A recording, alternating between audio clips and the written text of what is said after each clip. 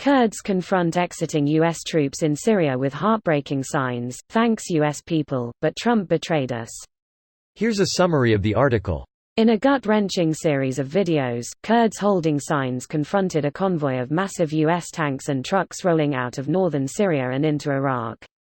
Another said, to the U.S. Army who are leaving northeast Syria, "Tell your children that the children of the Kurds were killed by the Turks and you did nothing to protect them."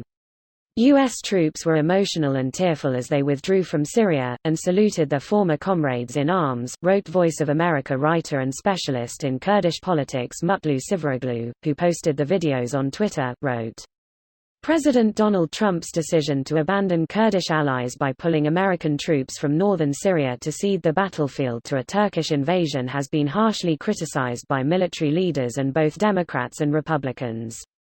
Hundreds of trucks carrying U.S. personnel were gathering near Hasaka in Syria earlier Sunday, en route east to the border with Iraq, CNN reported.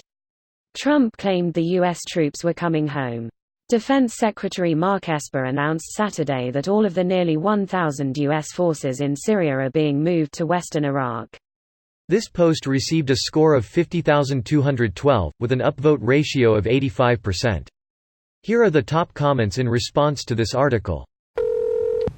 "I'm actually impressed, grateful that they make the distinction. They would be well within their rights to hate all of us. Trump didn't get to where he is by himself." "I don't think all of them will. If it's the majority, you're in luck." "We wanted less military spending, we wanted less military presence, and we're responsible for our elected officials." Edit: my comments on less spending and presence were comments on my own naivety. I want those things, but did not think through what the spending and presence was for or how removing it would affect the world. I believe I came from a place of good intentions, but seeing the result of what I want makes me feel more responsible for the outcome there. Well, this wasn't a result of those demands though, and it certainly doesn't cater to those demands with troops just being moved to Iraq. Fair point. Maybe the broad takeaway here is that elections have consequences, so maybe we shouldn't pick a failed businessman turned game show host with a history of racism and rape as our president next time. INB4 he wins again and sells Alaska to Putin or something insane. If he does, he'll frame it as an upsell. "We bought it real cheap, really cheap, sold it really expensive, very good deal." Palin really can see Russia from her house now. Palin becomes a literal Russian asset. You say that like she wasn't a Russian asset already. Anyone taking money from the NRA might very well be in Putin's pocket. The fallout for this will last a generation. That's a conservative, no pun intended, estimate.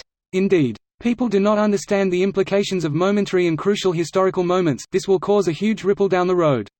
Analogy is that of a harmonic frequency graph, where the bigger impulse may be later on that destroys something's sad face.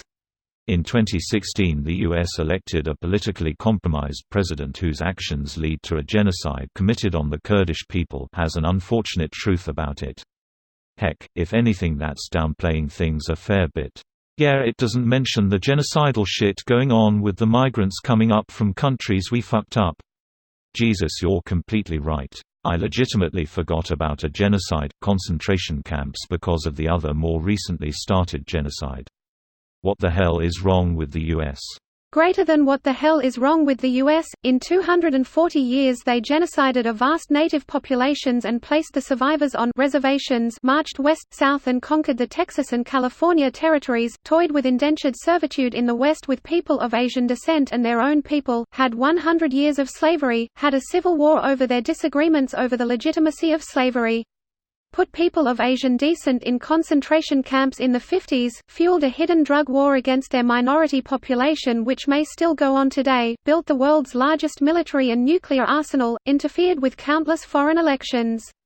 Created something that closely resembles concentration camps for migrants along their southern border. Have been involved in some war every year since the 50s. It's truly shocking how much chaos they've caused in such a short period of time. This video was automatically created by Reddit to speech. The article and comments in this video were selected from Reddit according to their upvotes, and any paraphrasing was performed by smmry.com, without any human intervention.